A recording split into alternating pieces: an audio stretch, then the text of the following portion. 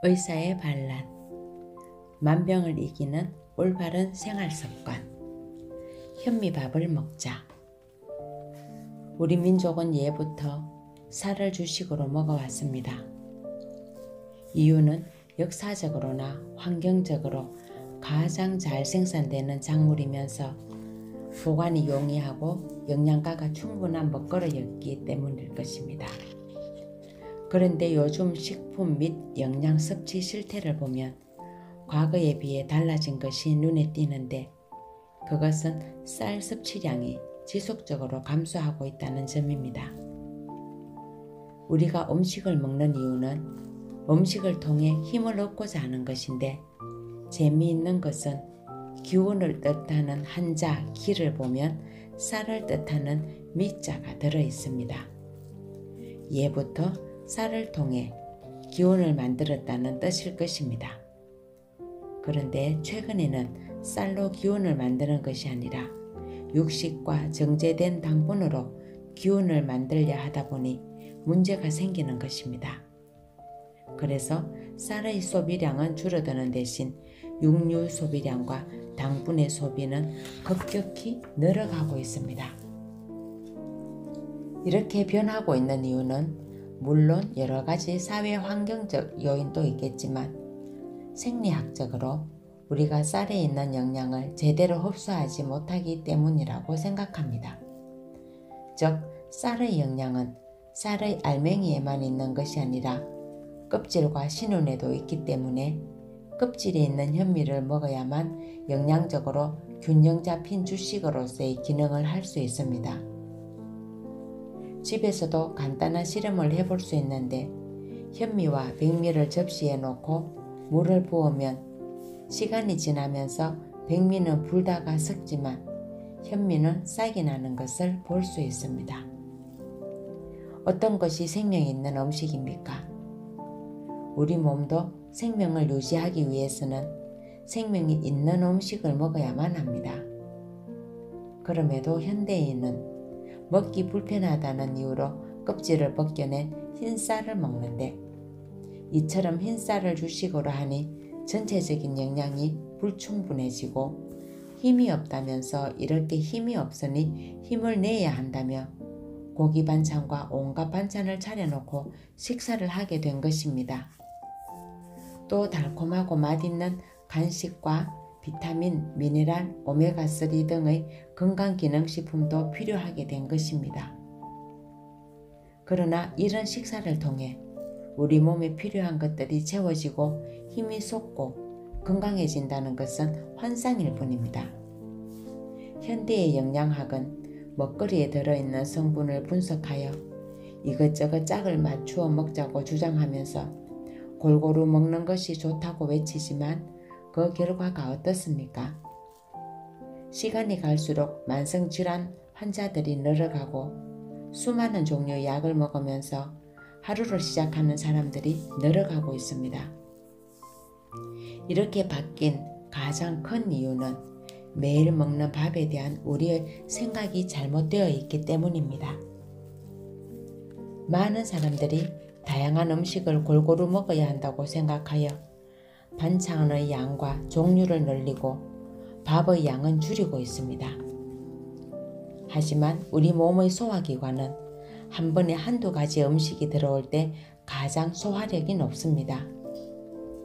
뷔페에 가서 화려하게 차려진 식탁을 둘러가며 이것저것 식사할 때는 행복한 느낌이 들지만, 식사를 마치고 나면 소화가 안 되고 피곤하며 속이 불편한 경험을 해보았을 것입니다.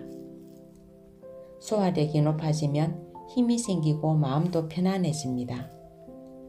이를 위해서는 소박한 식단으로 우리 몸에 가장 균형을 이루는 완전한 먹거리를 제공해야 하는데, 이것이 바로 현미밥 위주의 식단입니다. 현미에는 우리 몸의 주 에너지원이 되는 탄수화물을 비롯해 단백질, 비타민, 미네랄이 들어있고 장 운동과 해독에 중요한 역할을 하는 식이섬유가 많아 가장 완벽한 주식이라고 할 수 있습니다.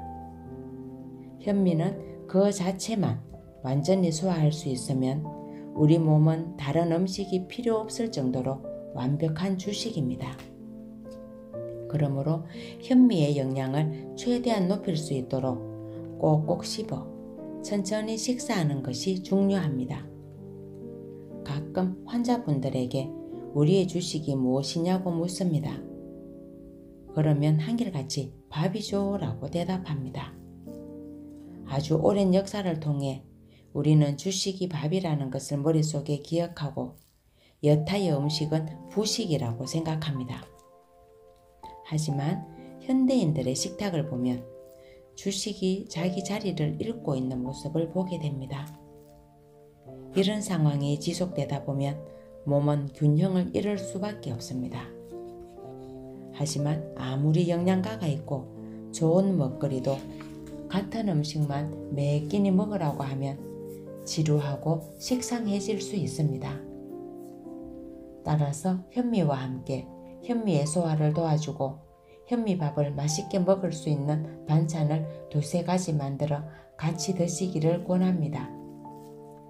병원을 찾는 분들은 영양 만점 통곡식인 현미가 차지해야 하는 주식의 자리를 다른 것으로 대체한 분들이 대부분입니다. 현미를 비롯하여 떡, 밀가루 음식, 고기나 과일, 생채소 한 접시, 고구마, 가공식품 등이 매일매일의 주식 자리를 대신한 식사가 되고 있습니다. 모든 만성질환의 치유에 있어 첫 출발은 영양적으로 완벽하고 우리 몸에 필수적인 현미를 주식으로 삼아야 한다는 데에서부터 시작됩니다. 천천히 먹자. 우리 몸에 필수적인 현미를 소화하기 위해서는 천천히 식사하는 것이 가장 중요합니다. 현미 껍질은 단단한 식이섬유가 주를 이루므로 백미를 먹듯이 빨리 삼키면 대부분 소화되지 못하고 대변으로 나와버립니다. 그래서 어떤 분들은 현미로 밥을 바꾸고 나서 더 힘이 없고 군것질이 늘었다고 하시는데 대부분의 경우 빨리 먹어서 생기는 현상입니다. 우리나라 사람들에게 천천히 식사하는 것은 아주 사치스러운 일로 보는 경향이 많습니다. 바빠 죽겠는데 어느 세월의 맛을 음미하며 배를 채우느냐며 한 끼 때우는 식사인데 빨리 배만 부르면 되지 하는 생각들을 많이 합니다. 대부분 학창시절 학교에서의 급식을 통해 군대에서의 단체 급식을 통해 또 사회에 나와서조차 즐겁고 느긋하게 식사하는 방법을 배우지 못한 것이 사실입니다. 그래서 질병이 있어 진료실에 찾아오는 분들에게 빨리 밥 먹다가는 빨리 하늘 날아간다고 이야기합니다.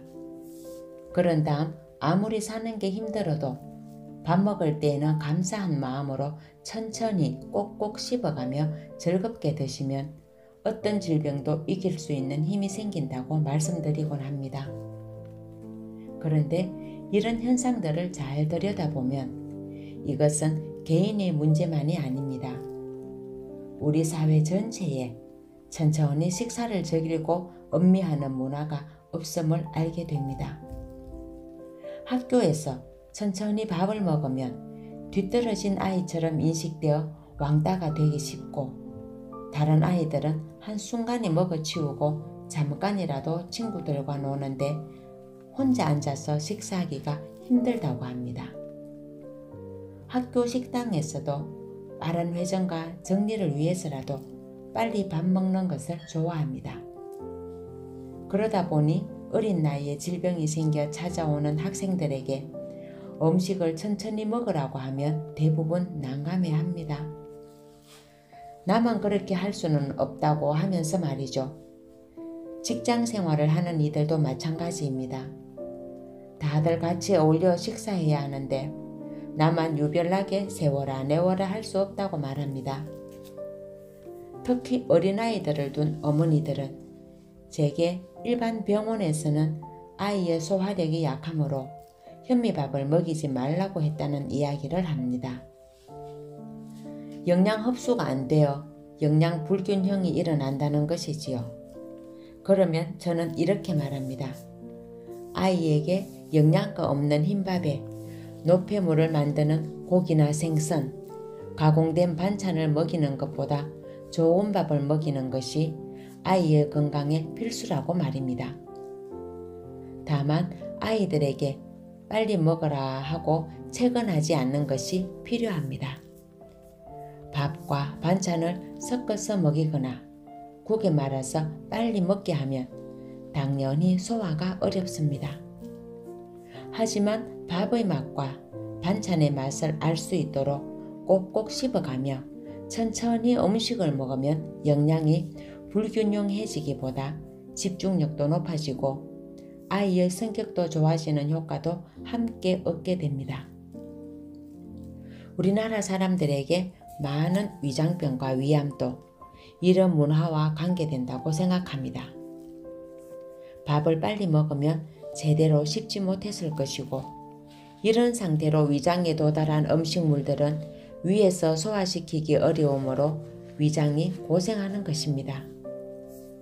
위장에는 이빨이 없습니다. 한국인에게 위암 발병률이 높은 것은 짜고 매운 음식을 좋아하기 때문이라고 이야기하는데 그보다 더 큰 위험은 빨리 먹는 데 있습니다. 먹고 살기 어려웠던 시절에 상당한 스트레스를 안고 살아야 했던 상황에서는 빨리 먹고 일을 해야 했을 것입니다. 이런 생활 습관으로 수많은 사람들이 위장병을 가지고 있었고 이것이 위암의 발병률을 높였을 것입니다. 건강해지기 위해 식사를 현미밥과 채식으로 바꾸면 빨리 먹기 힘듭니다. 백미의 동물성 식사를 하는 사람들은 입에서 살살 녹는 음식으로 식단을 구성하기 때문에 씹을 것도 별로 없습니다. 그것은 식사가 빨라지는 이유가 됩니다.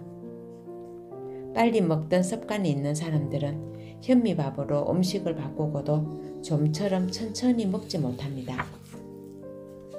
현미밥 한 수저를 50분에서 60분 정도 씹어야 삼킬 수 있는 상태가 되는데 습관이 안 되어 있는 사람들은 몇 번 씹고 나면 입안에 남아있는 것이 없다고 말합니다. 이런 습관을 바꾸려면 현미밥을 입안에 넣고 나서 수저를 내려놓는 것이 필요합니다. 밥과 반찬을 같이 넣고 씹으면 밥맛도 못 느낄 뿐더러 반찬과 함께 넘겨버리게 됩니다. 먼저 밥을 꼭꼭 씹어 삼키고 나서 반찬을 먹는 연습을 하면 좀 더 천천히 먹을 수 있습니다. 저희 병원에서 처음 오는 환자분들에게 천천히 씹는 연습을 시키기 위해 볶은 곡식을 권합니다. 현미와 몇 가지 곡식을 쪄서 말린 뒤 천천히 볶아서 만든 밥을 식사로 하게 합니다. 그러면 물기 없는 밥을 먹게 되므로 건조된 곡물이 부서지고 침과 함께 충분히 섞여야 넘길 수 있게 되죠. 이런 식사를 한두 달 정도 하면 점차 습관이 바뀝니다. 물론 처음에는 물기 없고 딱딱한 곡식을 씹기 때문에 저작근이 발달하면서 붓고 아픈 염증 반응이 동반되기도 합니다. 그러나 우리 몸에서 생기는 통증은 나쁜 것이 아니라 그동안 부드러운 음식 위주의 식사를 해왔기 때문에 발달되지 않았던 근육이 생기는 과정이므로 바람직한 반응입니다. 그래서 턱이 아프다고 호소하는 환자들에게 저는 박수를 쳐줍니다. 이제부터 제대로 올바른 식사를 할 수 있게 되었으니 축하를 해주는 것입니다. 우리 사회가 올바른 식사의 중요성을 깨닫고 좀 더 많은 사람들이 현미밥과 채식 위주로 식사를 하게 되면 식사 시간은 자연히 길어질 것입니다. 그렇게 될 때 우리 몸에서는 자율신경의 균형이 이루어지면서 스트레스에 강한 사회 구성원들이 많아질 것이고 이 사회가 좀 더 건강해지지 않을까 생각합니다. 좋은 소금을 충분히 먹자. 먹고 또 먹어도 채워지지 않는 헛헛함. 한 끼만 걸러도 손이 떨리고 정신이 몽롱해지면서 짜증이 나고 신경질적이 된다고 호소하는 사람들이 많습니다. 심지어는 계단을 오르다가 휘청거려 넘어지고 길거리에서 기절하기도 합니다.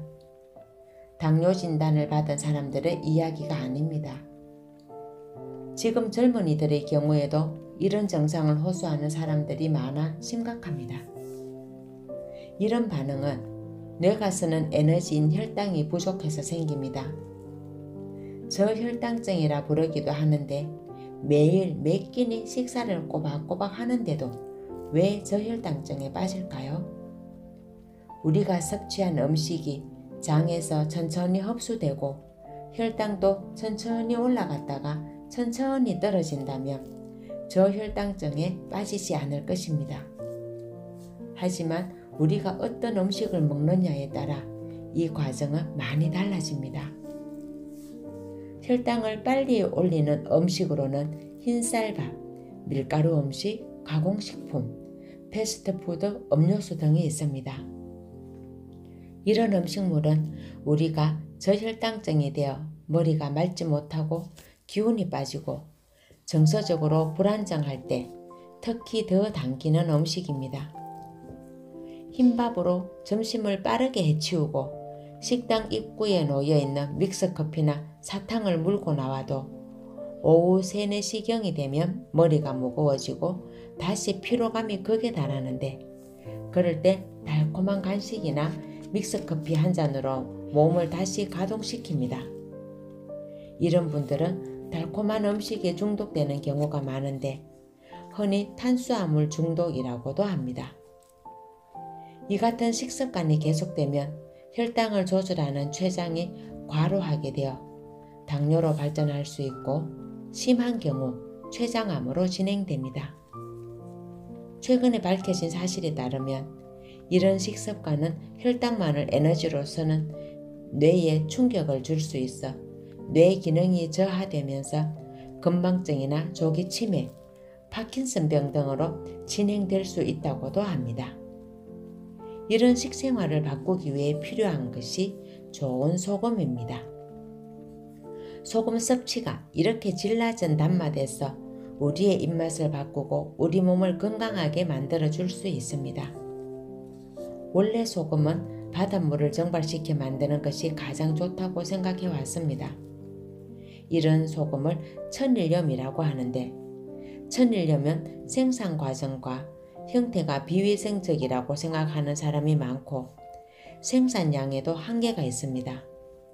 그래서 기계로 만들어 싸고 깨끗한 소금이라는 이미지로 기계염, 즉 정제염이 보급되었습니다. 심지어 법적으로도 식품 가공과 식당에서 사용하는 소금은 정제염만을 인정했던 것입니다. 그러다 보니 정제염 섭취가 늘어나면서 건강에 문제가 생겨 의학적으로 소금 섭취가 위험하다는 결론을 내리게 된 것입니다.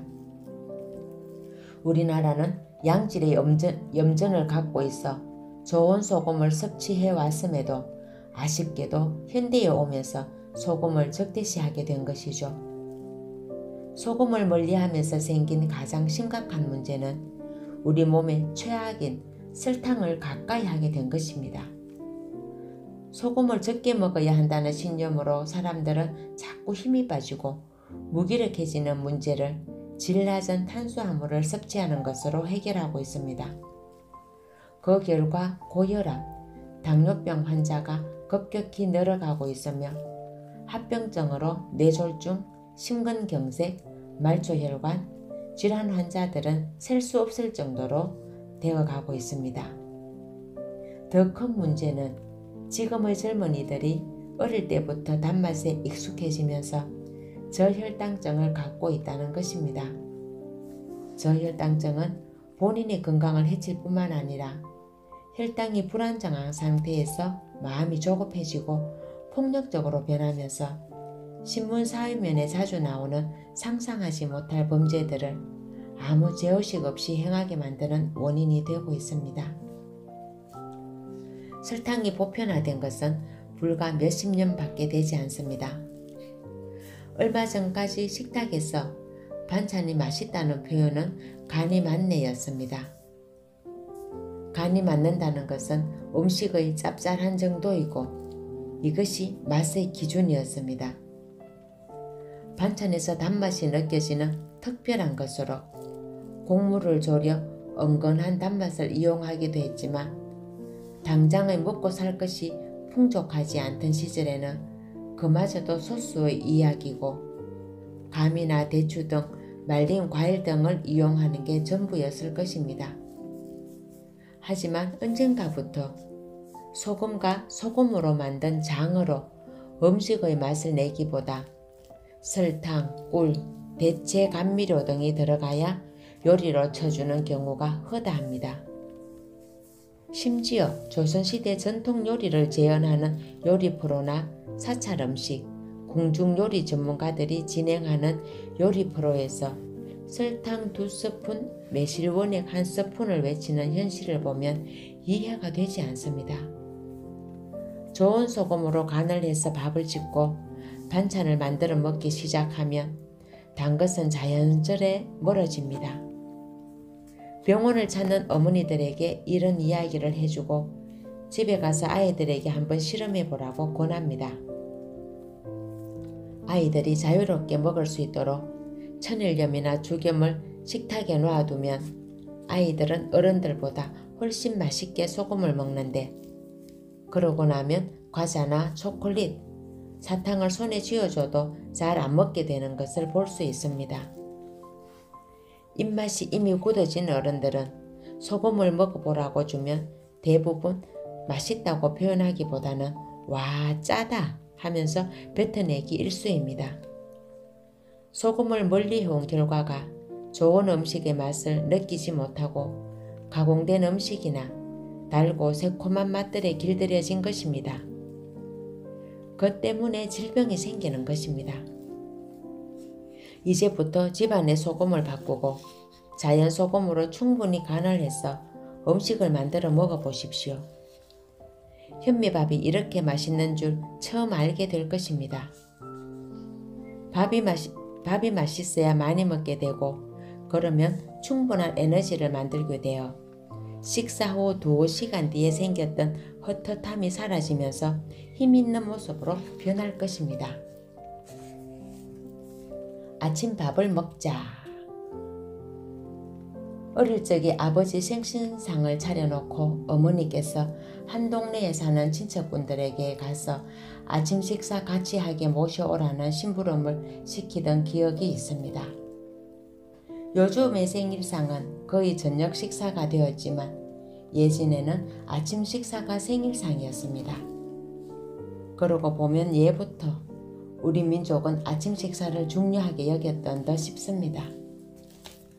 농경사회인들아 터라 아침을 먹고 나가야지만 힘든 일을 할 수 있었기 때문이라고 생각됩니다. 사람의 생리를 보더라도 아침 해가 뜨면 일을 하고 활동할 수 있는 준비가 됩니다.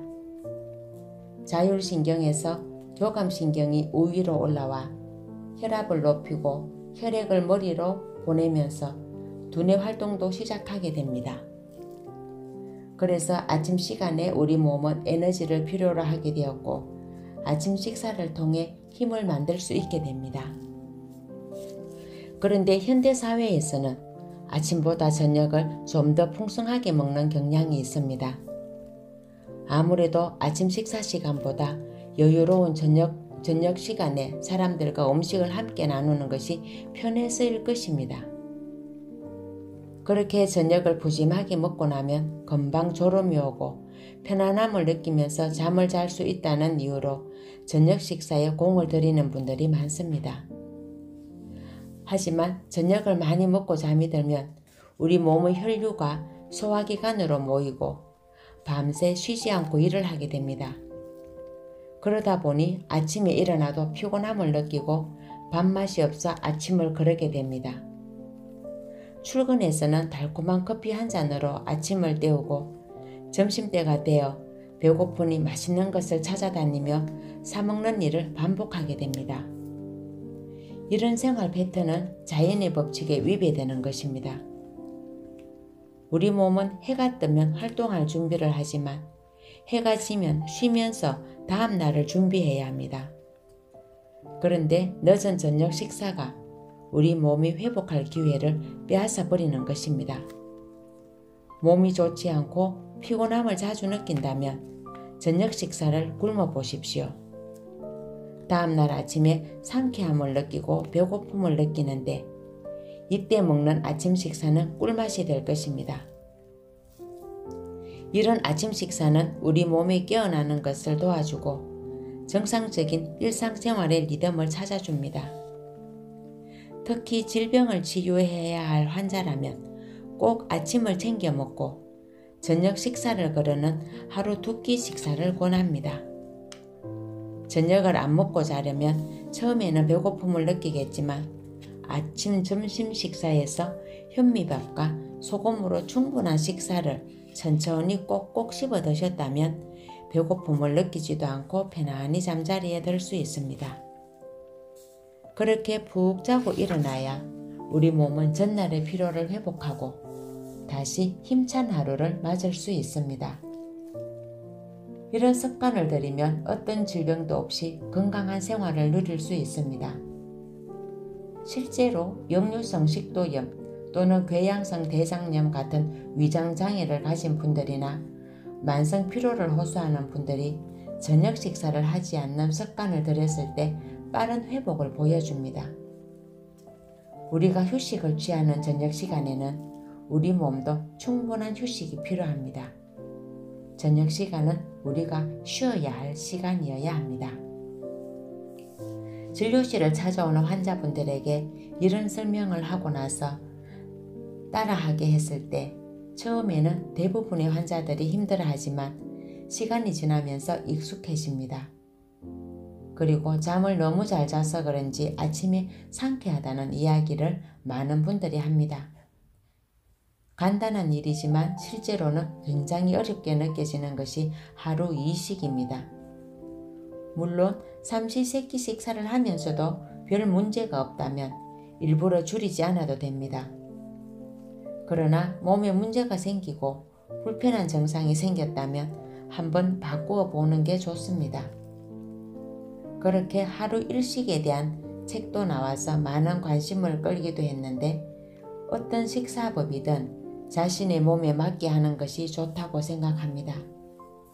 다만 몸에 문제가 생겼을 때에는 과도한 식사가 문제될 수 있으므로 아침을 충분히 드시고 저녁은 금식하는 방법이 좋다는 말씀을 드리는 것입니다. 또 조심해야 하는 것이 늦은 시간의 야식입니다. 우리 몸을 가장 혹사시키는 것 중 하나가 늦은 저녁의 과한 식사와 그도 모자라 먹는 야식입니다. 항상 약간의 모자람이 넘치는 것보다 나은 게 우리 몸입니다. 처음 시도할 때 저녁 금식이 어렵고 배가 많이 고플 때에는 소금을 이용하면 좋습니다.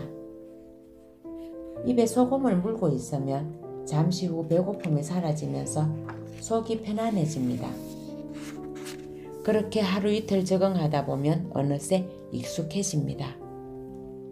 또 이런 식사 패턴을 익숙하게 하려면 점심 식사를 제대로 하는 것이 반드시 필요합니다.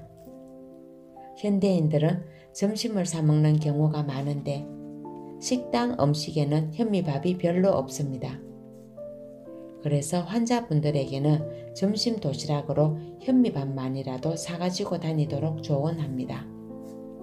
그렇게 점심 식사도 바꾸는 노력을 하는 환자들은 확실히 변화가 빨리 오는 것을 볼 수 있습니다. 병을 치유하기 위해서는 노력해야 합니다.